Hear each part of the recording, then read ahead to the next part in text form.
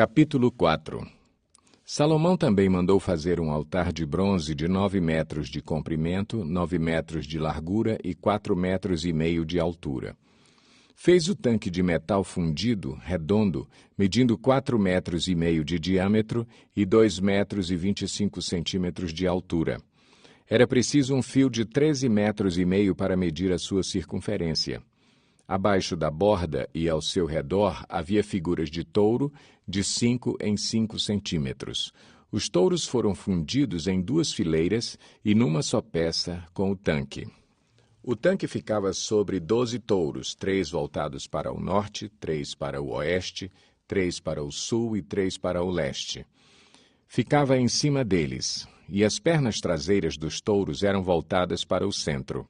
A espessura do tanque era de 4 dedos, e sua borda era como a borda de um cálice, como uma flor de lírio. Sua capacidade era de 60.000 litros. Fez 10 pias, colocando 5 no lado sul e 5 no lado norte. Nelas era lavado tudo o que era usado nos holocaustos, enquanto que o tanque servia para os sacerdotes se lavarem. Fez 10 candelabros de ouro, de acordo com as especificações, e os colocou no templo, 5 no lado sul e 5 no lado norte. Fez 10 mesas e as colocou no templo, 5 no lado sul e 5 no lado norte. Também fez 100 bacias de ouro para aspersão. Fez ainda o pátio dos sacerdotes e o pátio principal com suas portas, e revestiu de bronze as suas portas. Pôs o tanque no lado sul, no canto sudeste do templo. Também fez os jarros, as pás e as bacias para aspersão. Hurão-Abi terminou assim o trabalho de que fora encarregado pelo rei Salomão no templo de Deus. As 2 colunas, os 2 capitéis em forma de taça no alto das colunas, os 2 conjuntos de correntes que decoravam os 2 capitéis, as 400 romãs para os 2 conjuntos de correntes, sendo 2 fileiras de romãs para cada conjunto, os 10 carrinhos com as suas 10 pias, o tanque e os 12 touros debaixo dele, os jarros, as pás, os garfos de carne e todos os utensílios afins.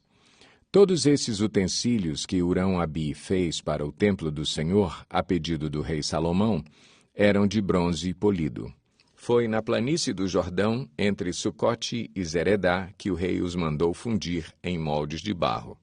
Salomão os fez em tão grande quantidade que não se pôde determinar o peso do bronze utilizado. Além desses, Salomão mandou fazer também todos estes outros utensílios para o templo de Deus: o altar de ouro, as mesas sobre as quais ficavam os pães da presença, os candelabros de ouro puro com suas lâmpadas para alumiarem diante do santuário interno conforme determinado, as flores, as lâmpadas e as tenazes de ouro maciço, os cortadores de pavio, as bacias para a aspersão, as tigelas, os incensários de ouro puro e as portas de ouro do templo, tanto as portas da sala interna, o lugar santíssimo, quanto as portas do átrio principal. Capítulo 5.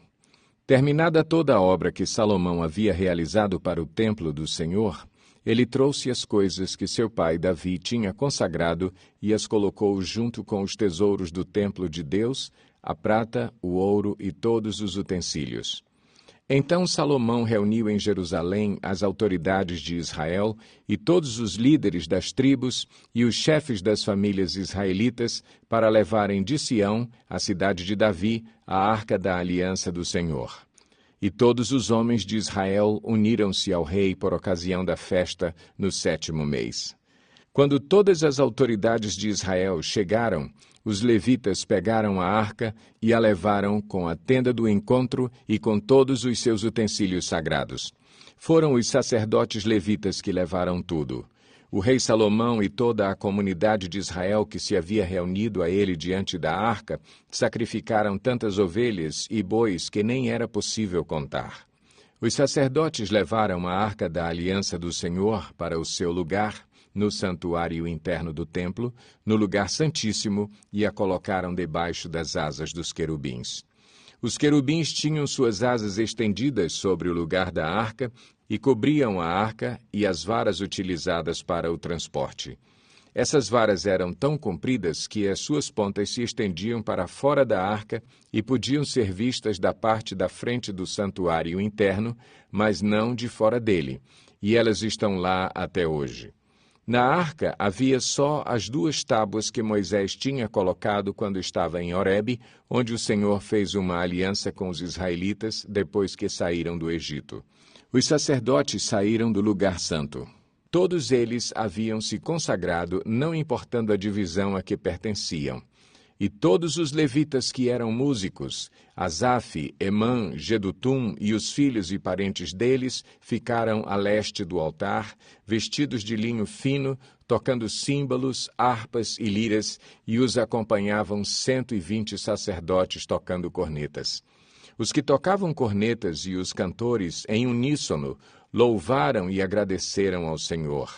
Ao som de cornetas, símbolos e outros instrumentos, levantaram suas vozes em louvor ao Senhor e cantaram: Ele é bom, o seu amor dura para sempre. Então uma nuvem encheu o templo do Senhor, de forma que os sacerdotes não podiam desempenhar o seu serviço, pois a glória do Senhor encheu o templo de Deus. Capítulo 6. E Salomão exclamou: O Senhor disse que habitaria numa nuvem escura.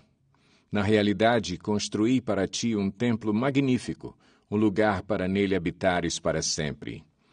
Depois o rei virou-se e abençoou toda a Assembleia de Israel, que estava ali em pé, e disse: Bendito seja o Senhor, o Deus de Israel, que por suas mãos cumpriu o que prometeu com sua própria boca a meu pai Davi, quando lhe disse: Desde o dia em que tirei meu povo do Egito, não escolhi nenhuma cidade das tribos de Israel para nela construir um templo em honra ao meu nome, nem escolhi ninguém para ser o líder de Israel, o meu povo.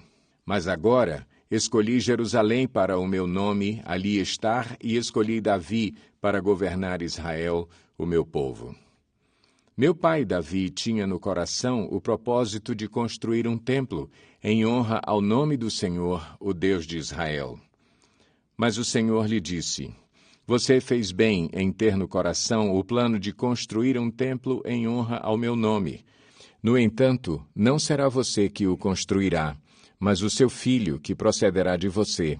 Ele construirá o templo em honra ao meu nome. E o Senhor cumpriu a sua promessa. Sou o sucessor de meu pai Davi, e agora ocupo o trono de Israel, como o Senhor tinha prometido, e construí o templo em honra ao nome do Senhor, o Deus de Israel. Coloquei nele a arca, na qual estão as tábuas da aliança do Senhor, a aliança que ele fez com os israelitas. Depois Salomão colocou-se diante do altar do Senhor e de toda a Assembleia de Israel e levantou as mãos para orar. Ele havia mandado fazer uma plataforma de bronze com 2,25 metros de comprimento e de largura e 1,35 metros de altura no centro do pátio externo.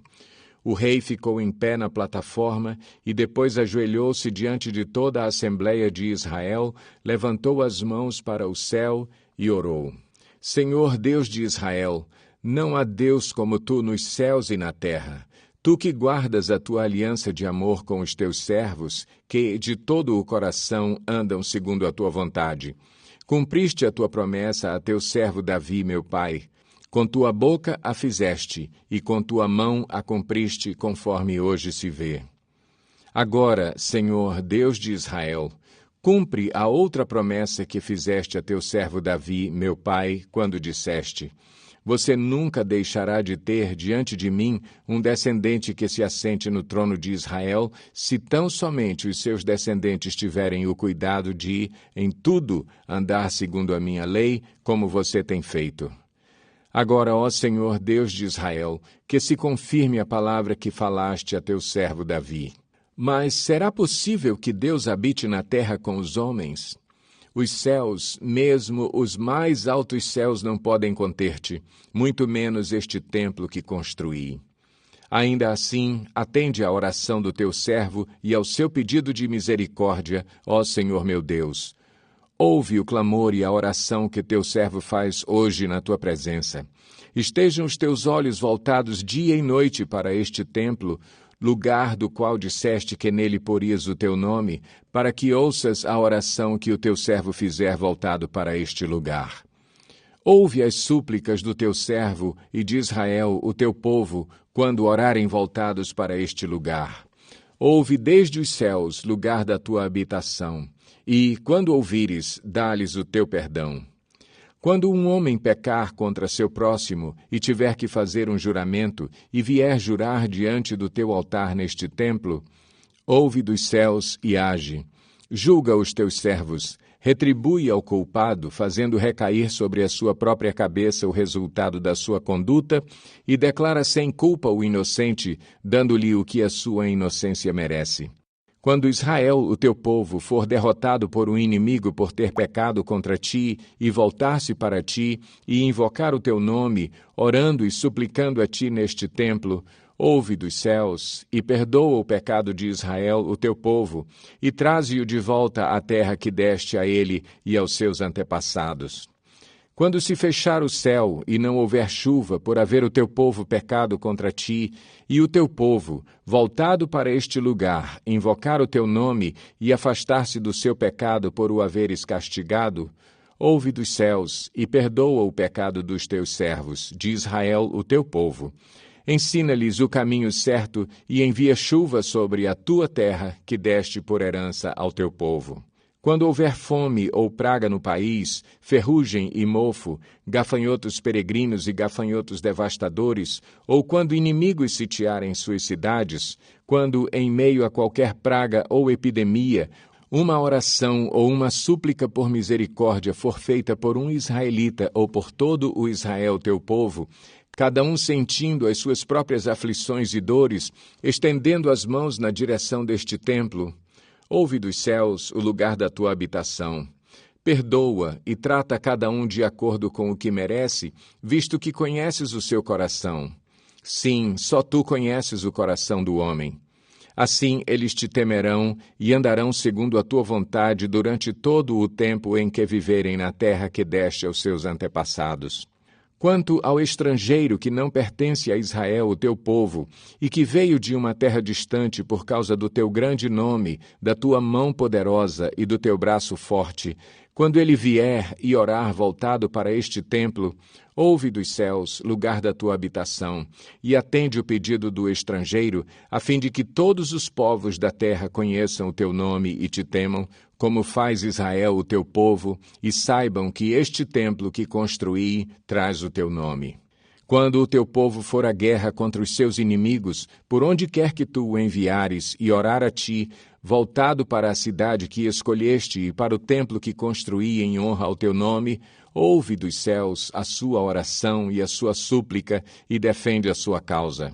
Quando pecarem contra ti, pois não há ninguém que não peque, e ficares irado com eles e os entregares ao inimigo, e este os levar prisioneiros para uma terra distante ou próxima, se eles caírem em si na terra para a qual foram deportados e se arrependerem e lá orarem, pecamos, praticamos o mal e fomos rebeldes, e se lá eles se voltarem para ti de todo o coração e de toda a sua alma, na terra de seu cativeiro para onde foram levados, e orarem voltados para a terra que deste aos seus antepassados, para a cidade que escolheste e para o templo que construí em honra ao teu nome, então, dos céus, lugar da tua habitação, ouve a sua oração e a sua súplica e defende a sua causa.